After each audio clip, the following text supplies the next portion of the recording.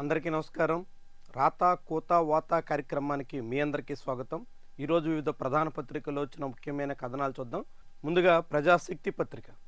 ప్రజాశక్తిలో ఈరోజు వచ్చినటువంటి కథనాలు చూస్తే ఆసియా కప్లో టీమిండియా ఫైనల్కి చేరింది.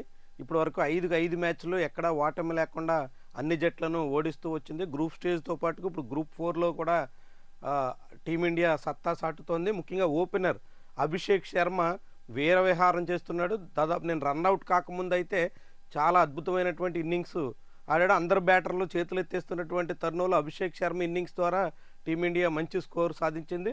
ఆ తర్వాత కుల్దీప్ యాదవ్ అందరూ బౌలర్లు అందరూ టీమ్గా రాణించి జట్టుని ఫైనల్ చేర్చారు. ఈరోజు పాకిస్తాన్ బంగ్లాదేశ్ జట్ల మధ్య మ్యాచ్ జరగబోతుంది. టీమిండియాతో ఫైనల్లో తలపడేది ఎవరన్నది ఈరోజు ఆ మ్యాచ్ ద్వారా తేలిపోతుంది. ఇక మరొకటి లేహ్లో జనాగ్రహం. నేపాల్లో ఏదో జరిగింది, నేపాల్లో జనం తిరగబడ్డారు, నేపాల్ ప్రభుత్వం మీద ప్రజాగ్రహం పెళ్ళుబికింది, ఇవన్నీ మనం చూసాం. నిన్న ఇండియాలో మనం కూడా కళ్ళారా అనుభవిస్తున్నాం. ఇండియాలోనే ఉన్నటువంటి లద్దాఖ్లో జనం తిరగబడ్డారు. అక్కడ రాష్ట్ర హోదా తీసేసినందుకు గాను జనం చాలా కాలంగా ఆందోళన చేస్తున్నారు. లద్దాఖ్కి తిరిగి మళ్ళీ రాష్ట్ర హోదా ఇవ్వాలి అని కోరుతున్నారు. కానీ కేంద్రం మాత్రం సరిహద్దు రాష్ట్రాల్లో ముఖ్యంగా జమ్మూ కాశ్మీర్ని విభజించిన తర్వాత దాని మీద చాలా వివాదం అయ్యింది. చివరికి ఇటీవలే కాశ్మీర్కి మళ్ళీ రాష్ట్ర హోదా ఇవ్వడం, అక్కడ మళ్ళీ ఎన్నికలు జరపడం అంతా చేశారు. అలాంటి తరుణంలో లద్దాఖ్ కూడా ఇవ్వాల్సిందే అన్నట్టు నిన్న చాలా పెద్ద ఉద్యమం జరిగి బీజేపీ ప్రధాన కార్యాలయానికి నిప్పు పెట్టారు. కాల్పుల్లో 4 మృతి చెందారు, 30 మంది గాయాలయ్యాయి. రాష్ట్ర హోదా జారీలో కేంద్రం జాప్యాన్ని నిరసిస్తూ బగ్గుమన్న లడాక్ రాజధాని చాలా పెద్ద ఉద్యమం జరుగుతోంది. ప్రజలు తిరుగుబడుతున్నారు. చాలా తీవ్రంగా కేంద్ర ప్రభుత్వ వ్యవహారాన్ని తీవ్రంగా తప్పుపడుతున్నారు. బీజేపీ నాయకత్వ ధోరణి మీద అనేక రకాలుగా ఎదురు తిరుగుతున్నారు. బీజేపీ సరిహద్దు రాష్ట్రాల విషయంలో ఎంత పేలవమైనటువంటి విధానాన్ని అనుసరిస్తుందో ఇదొక ఉదాహరణ. ఎందుకంటే సరిహద్దు రాష్ట్రాలు ఎప్పుడూ సేఫ్గా ఉండడం చాలా అవసరం. సరిహద్దుల్లో చిచ్చురేగితే అది దేశ సమగ్రతకే ప్రమాదం ముంచుకొచ్చే అవకాశం ఉంటుంది. అలాంటి ప్రమాదం రాకుండా ముందస్తు జాగ్రత్తలు ఏ ప్రభుత్వమైనా తీసుకోవాలి. సరిహద్దు రాష్ట్రాల్లో ఎప్పుడు జాగ్రత్తలు పాటించాలి. అక్కడ ప్రజల్లో అలజడి రేగకుండా చర్యలు ఉండాలి. మేము శ్రీనగర్ని సరిదిద్దేశాం, కాశ్మీర్ని చక్కదిద్దేశాం అని ఒకవైపు మాటలు చెప్పుకుంటూ మరి లడాఖ్లో ఎప్పుడు శాంతియుతంగా ఉంటారు అనేటువంటి ప్రాంతంలో ఇలాంటి హింసాకాండ, ఇంత ఉద్రిక్తత కారకుడెవరు? ఎవరి వల్ల అలాంటి జరుగుతున్నాయి? దీనికి మూల్యం ఎవరు చెల్లించాలా? ఇవన్నీ చాలా ప్రమాదకరమైనటువంటి సంకేతాలు. కేంద్రం తక్షణమే స్పందించి ఇచ్చినటువంటి హామీలు అమలుపరచాల్సినటువంటి బాధ్యత ఉంటుంది. మరొక ముఖ్యమైనటువంటి కథనం, ప్రైవేటుకు 6022 ఎకరాలు ఇచ్చిన వచ్చిన ఉద్యోగాలు 0. నిన్న శాసనమండలిలో సభ్యులు ప్రశ్న వేశారు. ఈ రాష్ట్ర ప్రభుత్వం అంటే కూటమి అధికారంలోకి వచ్చిన తర్వాత వివిధ సంస్థలకు ఇచ్చిన భూములన్నీ, వచ్చిన ఉద్యోగాలన్నీ అని కోరితే ఆశ్చర్యంగా రాష్ట్ర ప్రభుత్వం ఇచ్చిన సమాధానంలో డిఎస్సిలో 16,000 ఉద్యోగాలు ఇచ్చాం, లేదంటే మరొకటి చేసాం ఇట్లా చెప్పే ప్రయత్నం చేసింది. దాని మీద సభ్యులు మండలిలో నిలదీశారు. నిలదీస్తే 6022 ఎకరాలు ఇచ్చిన మాట నిజమే, కానీ ఉద్యోగాలు వస్తాయి, త్వరలో 10,000 వరకు ఉద్యోగాలు వస్తాయి అని మాత్రం చెప్పి సరిపెట్టుకున్నారు. ఇప్పటి వరకు ఒక్క ఉద్యోగం కూడా వచ్చినట్టు చూపించలేకపోయారు. అంటే ఆంధ్రప్రదేశ్లో చంద్రబాబు సర్కారు భూ పందేరం నడుపుతుంటే ప్రజలకి వనగూరిన ప్రయోజనం ఎంత అని చూస్తే 1.5 ఏళ్ల తర్వాత గుండు 0. మరి దీనికి చంద్రబాబు సర్కారు అంత పెట్టుబడులు వచ్చాయి, ఎంత అది సాధించాం ఇది సాధించాం అని చెప్పుకుంటున్నటువంటివన్నీ ఏం చేస్తారో చూడాలి. మరి ఇక రెండో రోజు మత్స్యకారుల ఆందోళన, డిప్యూటీ సీఎం హామీతో తాత్కాలికంగా విరమణ, పవన్ కళ్యాణ్ లేఖను చదివి వినిపించిన కలెక్టర్. పిఠాపురం అసెంబ్లీ నియోజకవర్గంలో బంగాళాఖాతం తీర ప్రాంతాన్ని ఆనుకున్నటువంటి గ్రామాల్లో ఒక్కసారిగా అలజడి రేగింది. ఉప్పాడ, మూలపేట, కోనపపేట ఇట్లా అనేక గ్రామాల్లో రోడ్ల మీదకి వచ్చి మత్స్యకారులు మొత్తం రోడ్డు దిగ్బంధనం చేశారు. వంట వార్పుతో నిరసన వ్యక్తం చేశారు. 2 రోజుల పాటు చాలా తీవ్ర స్థాయిలో ఆందోళన సాగడంతో చివరికి సర్కారు దిగొచ్చింది. పవన్ కళ్యాణ్ తనకు వైరల్ ఫీవర్ ఉండడం వల్ల అసెంబ్లీ సమావేశాలు కావడం వల్ల రాలేకపోతున్నాను, దసరా వెళ్ళంగానే మీ దగ్గరకు వస్తాను, సమస్య పరిష్కారానికి కమిటీ వేస్తాను, ప్రస్తుతానికి ఆందోళన విరమించండి అని కోరడంతో ఆయా గ్రామాల ప్రజలు తాత్కాలికంగా ఆందోళన విరమించారు. ప్రభుత్వం మాత్రం చొరవగా కాలుష్యకారక పరిశ్రమలు ముఖ్యంగా దివీస్, అరబిందో ఈ 2 సంస్థలు అక్కడ ఏర్పడిన తర్వాత గడిచిన 5-6 ఏళ్ల కాలంగా ఈ సమస్య చాలా తీవ్రమైంది. సముద్రంలో మత్స్య సంపద నాశనం అయిపోతుంది. దాంతో మత్స్యకారులు ఉపాధి లేక రోడ్డెక్కాల్సిన పరిస్థితి వస్తుంది. వేడుకగా శ్రీవారి సాలకట్ల బ్రహ్మోత్సవాలు నిన్న ముఖ్యమంత్రి చంద్రబాబు నాయుడు సతీ సమేతంగా శ్రీవారికి రాష్ట్ర ప్రభుత్వం తరపున పట్టు వస్త్రాలు సమర్పించే కార్యక్రమంలో పాల్గొన్నారు. ఇది చంద్రబాబుకి 15వసారి, ఒక రికార్డ్. ఆంధ్రప్రదేశ్లో ఏ ముఖ్యమంత్రికి దక్కని అవకాశం చంద్రబాబుకి వచ్చింది. భూముల రక్షణకు ఐక్య పోరాటాలు, రైతు కూలీల ధర్నా నిన్న జరిగింది. ఎస్ఐఆర్ ప్రజాస్వామ్యానికి అతిపెద్ద ముప్పు అంటూ నిన్న కాంగ్రెస్ సిడబ్ల్యూడిసి కామెంట్. ఎర్రమట్టి దిబ్బల సర్వేకు కమిటీ ఏర్పాటు చేయబోతున్నట్టు ప్రకటన. 10,000కు పైగా మెడికల్ సీట్ల పెంపు. దేశంలో మెడికల్ సీట్లు చాలా వేగంగా పెరుగుతున్నాయి. అంటే 10 ఏళ్ల 11 ఏళ్ల క్రితం నాటికి ఉన్నటువంటి సంఖ్యతో పోలిస్తే ఇప్పుడు చాలా 150% వరకు పెరిగిపోయి ఇప్పుడు ఆల్రెడీ 2025-26 విద్యా సంవత్సరంలోనే 1,23,000 ఉన్నాయి. రాబోయే 2 ఏళ్లలో మరొక 10,000 సీట్లు గవర్నమెంట్లోనే పెంచుతామని చెప్తున్నారు.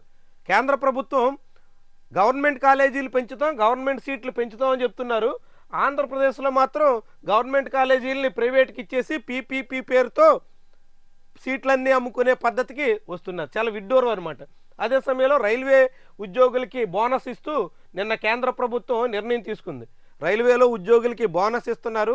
ఆంధ్రప్రదేశ్ రాష్ట్ర ప్రభుత్వ ఉద్యోగులకి రావాల్సిన డిఏలు కూడా ఇవ్వట్లేదు. ఇప్పటికే 4 డిఏలు పెండింగ్లో పెట్టారు. కనీసం పండగ నాడే 1 డిఏ అన్న ఇస్తారా అంటే ఇప్పటికీ స్పష్టత లేదు, ఎదురు చూపులే. ఈ దసరాకు కూడా మౌనమేళ నారాయణ. వైఎస్ఆర్సీపీ హయాంలో జరిగినటువంటి టీడీఆర్ బాండ్ల కుంభకోణం, దాంతోపాటుగా గ్రీన్ కార్పొరేషన్ పేరుతో నడిపినటువంటి తంతు, వీటన్నింటిలో 100 కోట్ల రూపాయల అక్రమాలు జరిగాయి. కానీ అక్రమార్కుల్ని నారాయణ కాపాడుతున్నారు. ఆంధ్రజ్యోతి కామెంట్. నారాయణ కాపాడుతున్నారు అక్రమార్కులని నిజంగా అనుకుంటే నారాయణ ఎందుకు కాపాడతారు? ఆయనకి ఏం ప్రయోజనం లేకుండా, ఏమీ ఆశించకుండా ఎట్లా ఆ అవినీతి పరుల్ని, ఆంధ్రజ్యోతి చెప్తున్నట్టుగా ఆ అవినీతి పరుల్ని ఈయన కాపాడుతున్నారంటే మతలబ్ ఏముంటుంది? ఇట్టే అర్థమవుతుంది కదా సామాన్యుడికైనా.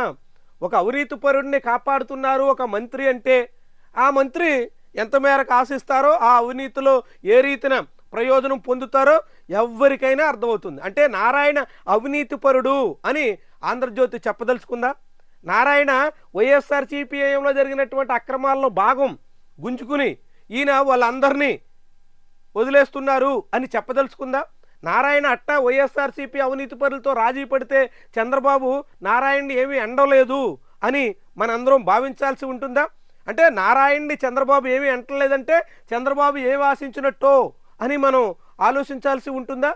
చూడండి ఎంత విడ్డూరమైనటువంటి కథనం ఇది. వైఎస్ఆర్సీపీ హయాంలో టీడీఆర్ బాండ్ల కుంభకోణం జరిగింది. అది చాలా క్లియర్. తెలుగుదేశం పార్టీ అనేక మార్లు ఆరోపించింది. ఆ ఆరోపించిన దాన్ని నిరూపించి అక్రమార్కుల్ని శిక్షించాల్సి ఉంది. కానీ శిక్షించకుండా వాళ్లతో నారాయణ రాజీ పడిపోతున్నారు. ఆంధ్రజ్యోతి రాస్తున్నటువంటి రాతలు. నారాయణే కాదు, ఆంధ్రప్రదేశ్ రాష్ట్ర ప్రభుత్వ పెద్దల ఆశీస్సులు లేకుండా నారాయణ ఒక్కరే అంతంత పెద్ద వ్యవహారంలో నడిపేసే అవకాశం ఉండదు. మరి ఇంకెవరెవరు ఇందులో పాత్ర ఉందో ఆంధ్రజ్యోతికే తెలియాలి.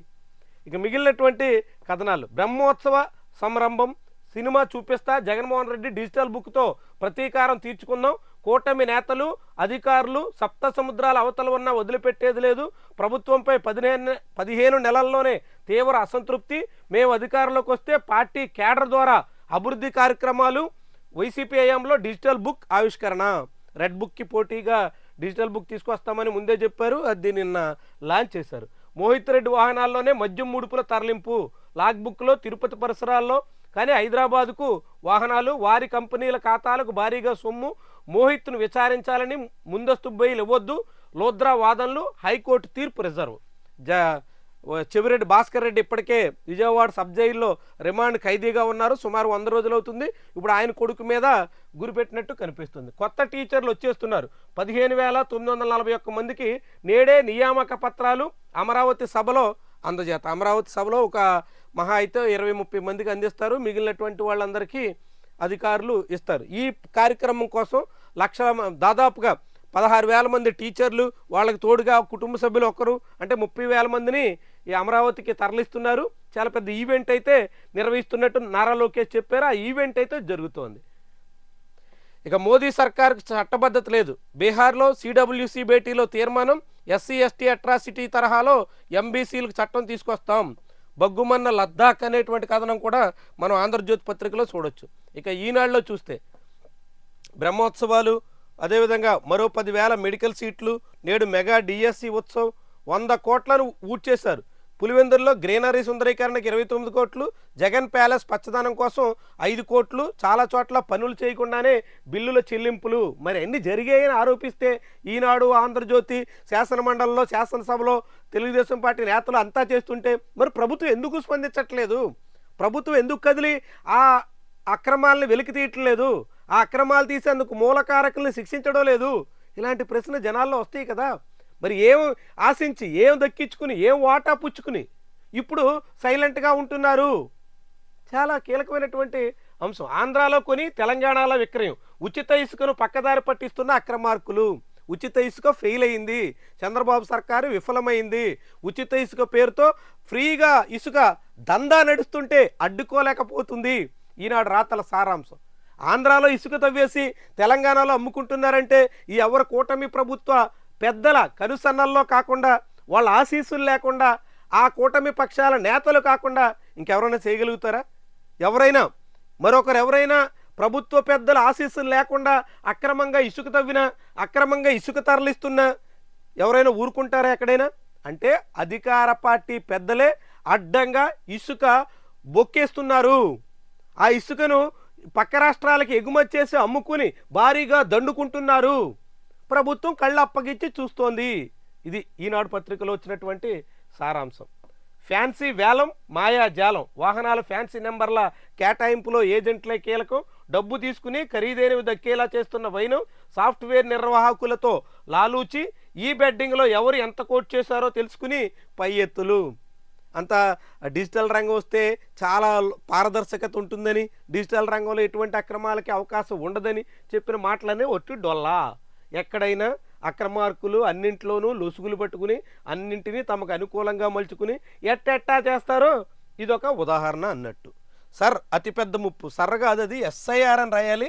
ఈనాడు సర్రని రాస్తుంది. చాలా విడ్డూరం. సర్ర అంటే ఎస్ఐఆర్, దాన్ని పూర్తి ఇది చూడాలి తప్ప దాన్ని సర్రని మార్చేస్తే ఈనాడు అందరికీ తెలుగు పదాలుగా పరిచయం చేస్తున్నామని చెప్పి దీన్ని ఇట్లా మార్చడం మరి ఏందో విడ్డూరంగా ఉంది. ఇక కార్యకర్తలు అండగా నిలబడతాం, పార్టీ శ్రేణులకు వైఎస్ఆర్సీపీ అధ్యక్షుడు వైఎస్ జగన్ స్పష్టీకరణ, అన్యాయానికి గురైన కార్యకర్తలకు అండగా నిలవడానికే డిజిటల్ బుక్ అంటూ ఆయన చెప్పినటువంటి కామెంట్. ఈ సర్కారుపై ప్రజల్లో తీవ్ర వ్యతిరేకత, 15 నెలల్లోనే చంద్రబాబు ప్రభుత్వం గతంలో ఎన్నడూ ఎరగనంత వ్యతిరేకతను ఎదుర్కొంటోంది అంటూ జగన్మోహన్ రెడ్డి నిన్న తన పార్టీ నాయకులను ఉద్దేశించి చేసినటువంటి కామెంట్. 10వ తారీఖు నుంచే ఆరోగ్యశ్రీ సేవలు పూర్తిగా బంద్, ప్రైవేటు ఆసుపత్రుల నిర్వాహకులు హెచ్చరిక, దుర్గమ్మను దర్శించుకోవడం దివ్యమైన అనుభూతి అంటూ ఉపరాష్ట్రపతి రాధాకృష్ణన్ కామెంట్ కూడా అక్కడ మనం చూడొచ్చు. ఆంధ్రప్రభ పత్రికలో శ్రీవారికి సేవకులే అతిపెద్ద సంపద, నిన్న చంద్రబాబు నాయుడు చేసిన కామెంట్ కూడా మనం ఇక్కడ చూడొచ్చు. గొప్ప నగరంగా విజయవాడ, ఉపరాష్ట్రపతి కామెంట్. ఆరోగ్య సేవల్లో గ్లోబల్ హబ్గా భారత్, దేశంలో 5,000 పీజీ, 5,023 ఎంబీబీఎస్ సీట్ల పెంపు.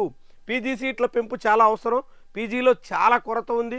పీజీ సీట్లు లేక చాలామంది ఇబ్బంది పడుతున్నారు. చాలా కోట్ల రూపాయలు ఫీజు చెల్లించి పీజీ చేయాల్సి వస్తుంది. పీజీ సీట్ల పెంపుదలను ఆహ్వానించాలి, కానీ ఎంబీబీఎస్ సీట్ల పెంపుదల అవసరమా కాదా అన్న దాని మీద అనేక రకాల అభిప్రాయాలు ఉన్నాయి. కొంతమంది అయితే దాని మీద భిన్నాభిప్రాయాన్ని వ్యక్తం చేస్తున్నారు. ఉప్పాడ వస్తా మాట్లాడతా, 71 మంది మావోల లొంగుబాటు, రాష్ట్ర హోదాకు లడాఖ్లో లడాయి, హింసాత్మకంగా మారిన నిరసనలు, 4 మృతి, కేంద్రం తీరు, బీజేపీ సర్కారు మోదీ వైఫల్యం మరోసారి లడాఖ్లో కళ్ళకు కడుతుంది. అంతకుముందు మణిపూర్, ఇప్పుడు లడాక్. ఈబీసీలకు వరాల జల్లు, ఎస్సీ ఎస్టీ తరహాలో ఈబీసీ యాక్ట్ తీసుకొస్తామంటూ సిడబ్ల్యూసీ చెప్పినటువంటి కామెంట్. వేటాడు అమ్మేయ్, ఈ యథేచ్ఛగా వన్యప్రాణుల వేట జరిగిపోతుంది కొండపల్లి సమీపంలో ఉన్నటువంటి అడవుల్లో అన్నట్టు ఈ కథనం సారాంశం. రష్యా జట్లను కూల్చేయండి, రష్యా ఓ కాగితంపులి, ఉక్రెయిన్ గెలుస్తుంది, ట్రంప్ కామెంట్స్. భారత్ మాతోనే ఉంది, మనకెంతో అవసరం, ఉక్రెయిన్ అధ్యక్షుడు జెలెన్స్కీ కామెంట్. ఇవి ఈరోజు వివిధ పత్రికల్లో వచ్చిన ముఖ్యమైన కథనాలు. ఇక లోపల పేజీలో వచ్చినటువంటి అంశాలు మనం ఒకసారి పరిశీలిస్తే, నిన్న అసెంబ్లీలో ఒక ఆసక్తికరమైనటువంటి ఘటన. ఇది కామినేని శ్రీనివాస్ కామెంట్. ఈయన ఏమంటాడంటే, ప్రభువు మాట్లాడాడు, కరోనా రెండో దశ రాదు అని జగన్ చెప్పారు. ఎప్పుడు చెప్పారట? ఆయన చెప్పిన మాటల ప్రకారంగా చూస్తే 2020 మార్చి 15న ఉదయం 10 గంటలు పదవీ విరమణ చేసిన ఒక సీనియర్ ఐఏఎస్ అధికారి జగన్ కలిశారు. కరోనా రెండో దశ వస్తుందని కేంద్రం నుంచి సూచన వచ్చిందని వివరించారు. అసలు ఎవరైనా కరోనా వేవ్ వచ్చిందే 2020 మార్చిలో. మొదట్లో ఆ కరోనా వచ్చినప్పుడు అది ఎంత ప్రభావం ఉంటుందో, ఏ రీతిని ఉంటుందో, ఎలా మళ్ళుతుందో ఎవ్వరికీ అవగాహన లేదు. కేంద్ర ప్రభుత్వ పెద్దలకు కూడా తెలియదు. అప్పుడు రెండో దశ వస్తుందని, రెండో దశలో మొదటి దశ కన్నా తీవ్రంగా విరుచుకుపడుతుందని ఇలా ఎవ్వరూ ఊహించలేదు. ఎవ్వరికి అవగాహన కూడా లేదు. అసలు కరోనాలో 2020 మార్చి 22వ తారీఖున జనతా కర్ఫ్యూ పెట్టారు. ఆ తర్వాత అది రెగ్యులర్గా లాక్డౌన్ అన్నట్టుగా ప్రకటించారు. దాన్ని ఏకంగా కేంద్ర ప్రభుత్వానికి కూడా తెలియకముందే మార్చి 15వ తారీఖున, అంటే ఒక వారం రోజుల ముందే జగన్మోహన్ రెడ్డి ప్రభువుతో మాట్లాడాను, ప్రభువు చెప్పాడు కాబట్టి రెండో దశ ఉండదు అన్నాడట. ఇది కామినేని శ్రీనివాస్ అనే బీజేపీ ఎమ్మెల్యే, మాజీ మంత్రి అసెంబ్లీలో చెప్పినటువంటి మాట. ఇక్కడ కూడా ప్రభు అనే పేరు తీసుకురావడం ద్వారా జగన్మోహన్ రెడ్డి మతాన్ని ప్రస్తావించడం ద్వారా ఆయన్ని కార్నర్ చేసే ప్రయత్నం. అసలు ఎక్కడైనా ఇందులో ఏ మాత్రమైనా హేతుబద్ధత కనిపిస్తుందా? ఏదో అనాలి, జగన్మోహన్ రెడ్డిని అసెంబ్లీలో అడ్డుకునే వాళ్లే లేరు, ఏది చెప్పినా చెల్లుతుంది, ఎట్టయినా అనొచ్చు, ఏదైనా చెప్పొచ్చు అనుకోవడం తప్ప ఇందులో 2020 మార్చి 15 నాటికి, అంటే కామినేని శ్రీనివాస్ చెప్పినటువంటి తేదీకి కరోనా ఎన్నాళ్ళు ఉంటుందో తెలియదు, ఏమవుతుందో తెలియదు, ఎంత దూరం వెళ్తుందో తెలియదు, దానికి పరిష్కారం ఏంటో కూడా ఎవరికీ తెలియదు. అలాంటి దశలో రెండో దశ రాదు అని జగన్మోహన్ రెడ్డి చెప్పారట. ఎంత విడ్డూరమైనటువంటి వాదనలు, అది కూడా అసెంబ్లీ వేదికగా ఇప్పటికే అబద్ధాలు చెప్పారని సీఎంకి లీగల్ నోటీసులు వచ్చాయి. మరి ఈ మంత్రి ఈ ధోరణి ఏంటిది? మాజీ మంత్రికి ఈయనెందుకు ఇలా దిగజారాలి? ఏదైనా చెప్పినా చెల్లుబాటు అవుతుంది అనుకుంటే వీళ్ళని ఏమనాలి? ఎఫ్ఎంసీజీకి జిఎస్టీ తంట, ధరలేమీ తగ్గట్లేదు, ధరలు అట్టనే ఉన్నాయి, పాత ధరలే ఇప్పటికీ జనానికి వర్తిస్తున్నాయి. నీట్లో 1475 ర్యాంక్ వచ్చింది, కానీ కాలేజీలో చేరాల్సిన రోజే యువకుడి ఆత్మహత్య. ఎంబీబీఎస్ చేయడం ఇష్టం లేదని ఒక విద్యార్థి మరణించారు. ఆరోగ్య బీమా సంస్థలపై పాలసీదారుల ఆగ్రహం. హెల్త్ ఇన్సూరెన్స్ కంపెనీలు పాలసీ హోల్డర్స్తో ఆడుకుంటున్నాయి, చాలా వేధిస్తున్నాయి. అత్యవసర సమయాల్లో ఆరోగ్య అవసరాల కోసం ఆసుపత్రి పాలైనప్పుడు ఏ మాత్రం సహకరించట్లేదు. ఇది కథనం సారాంశం. ఇప్పుడు ఇది ఎందుకు మనం ప్రస్తావించుకోవాలంటే, ఆంధ్రప్రదేశ్లో ఆరోగ్య బీమా ఎత్తేసి సంజీవిని పేరుతో ఈ హెల్త్ ఇన్సూరెన్స్ని తీసుకొస్తున్నారు. ఇప్పటికే ప్రైవేట్ హెల్త్ ఇన్సూరెన్స్ భారీగా డబ్బులు 20,000 30,000 క్లెయిమ్ మనం కడుతున్నప్పుడు, ఏడాదిగా కడుతున్నప్పుడు దానికే ఇన్సూరెన్స్ కంపెనీలు 15-20% వరకు క్లెయిమ్ చేయడానికి సిద్ధంగా లేవు. మరి అసలు సర్కారీ ఇన్సూరెన్స్ ఎట్లా పనిచేస్తుంది? ఎంత మేరకు ప్రజలను ఆదుకుంటుంది? పవన్ కళ్యాణ్పై మాజీ ఐఏఎస్ పిటిషన్ విజయ్ కుమార్ వేసినటువంటి ఈ పిటిషన్లో ప్రభుత్వ వాదన విడ్డూరంగా ఉంది. టికెట్ ధరల పెంపు విషయంలో డిప్యూటీ సీఎం అధికార దుర్వినియోగానికి పాల్పడ్డారనేందుకు పిటిషనర్ ఎలాంటి ఆధారాలను కోర్టు ముందు ఉంచలేదు. ఇది అడ్వకేట్ జనరల్ దమ్మాలపాటి శ్రీనివాస్ వాదన. అంటే పిటిషనర్ కోర్టు ముందు ఆధారాలు ఉంచలేదు కాబట్టి అధికార దుర్వినియోగం జరిగినా ఈ కేసు నిలవదు. అధికార దుర్వినియోగం జరగలేదు అని చెప్పడానికి బదులుగా ఆయన ఆధారాలు ఇవ్వలేదు అని మాత్రమే ప్రభుత్వం వాదిస్తుంది. చూడండి ఎంత విడ్డూరంగా ఉందో. అధికార దుర్వినియోగం జరగలేదు, అంతా నిబంధనల ప్రకారంగానే జరిగింది, ఎక్కడ ఎటువంటి సమస్యలు లేవు, ఆయన ఉప ముఖ్యమంత్రి హోదాలో ఆయన కోసం ప్రత్యేకంగా చేసినటువంటి బెనిఫిట్ లేదు, ఇలాగేం చెప్పట్లా. ఆయన ఆధారాలు చూపించలేదు కాబట్టి ఈ కేసు కొట్టేయాలి. మరి ఇంకొకటి, రాజకీయ పార్టీ కలిగిన పిటిషనర్ రాజకీయ కక్షతోనే పిటిషన్ వేశారు. పైగా పిటిషన్ వేసిన retired IAS Vijay Kumar already liberation Congress party అనే ఒక పార్టీ నడుపుతున్నారు కాబట్టి ఆ పార్టీ నాయకుడిగా ఆయన వేసింది పొలిటికల్ ఎజెండాతో వేశారు, ఇది రాజకీయ ప్రేరేపితం అని మాత్రమే చెప్తున్నారు. అంటే ఆధారాలు లేవని, ఇది ఒక రాజకీయ ప్రేరేపితమని ఈ పిటిషన్ కొట్టేయాలన్నట్టుగా ప్రభుత్వ వాదన. ఎట్లా ఉందో చూడండి. బహుశా ఈ హరిహర వీరమల్లి సినిమాతో ఇంత వివాదం కావడం వల్లే ఇప్పుడు ఓజీ సినిమా విషయంలో పవన్ కళ్యాణ్ ప్రచారం చేసుకోలేకపోయారా అనే వాదన వినిపిస్తుంది. ఓజీ అయితే ఇప్పటికే రిపోర్ట్స్ వచ్చాయి, నిన్న ప్రీమియర్ షో జరిగింది, తెల్లవారులు సినిమాలు కూడా వేశారు. తెలంగాణలో హైకోర్టు అడ్డుకున్నప్పటికీ ఏపీలో మాత్రం వేశారు. ఈ సినిమా ప్యూర్లీ ఫ్యాన్స్ కోసం మాత్రమే రూపొందించారన్నట్టుగా అంతా ఎలివేషన్ బేస్డ్ సినిమాగా ఉంది. స్టోరీ కన్నా ఇతర అంశాల కన్నా ప్యూర్లీ ఎలివేషన్స్. పవన్ కళ్యాణ్ని ఒక ప్యూర్ ఎలివేషన్తో ఆయనకు అంతా ఇంత అనేటువంటి రీతిలో ఈ సినిమా తీసుకొచ్చారు. మిక్స్డ్ రెస్పాన్స్ ఉంది. ఫ్యాన్స్కి అయితే బాగా ఈ సినిమా నచ్చినట్టుగా తెలుస్తుంది. కానీ ఇతర ఆడియన్స్, జనరల్ ఆడియన్స్కి మాత్రం ఈ సినిమా మెచ్చుకునేటువంటి అవకాశం చాలా నామమాత్రంగా కనిపిస్తుంది. అందులోనూ ఫస్ట్ హాఫ్ కొంత సాటిస్ఫై అయినప్పటికీ సెకండ్ హాఫ్ ప్యూర్లీ ఎలివేషన్స్తో అట్టట్టా సాగదీయడం మినహా ఏమీ లేదు అనేటువంటి రిపోర్ట్స్ ఇప్పుడు ప్రైమరీగా వస్తున్నాయి. మొత్తంగా ఇవి ఈరోజు వివిధ పత్రికల్లో వచ్చినటువంటి ముఖ్యమైన కథనాలు, ఆ కథనాల వెనక అసలు కథలు, వార్తల వెనక వాస్తవాలు. ప్రతిరోజు ఇదే రీతిలో రాత కోత వాత పేరుతో మనం విశ్లేషణ అందిస్తున్నాం. ఉదయం 8 గంటల నుంచే ఖచ్చితంగా ఫాలో అవ్వండి. మీ అభిప్రాయాన్ని కామెంట్ రూపంలో తెలియజేయండి. దాంతోపాటుగా ఛానల్ని సబ్స్క్రైబ్ చేయడం మాత్రం మర్చిపోకండి. Thank you very much for watching.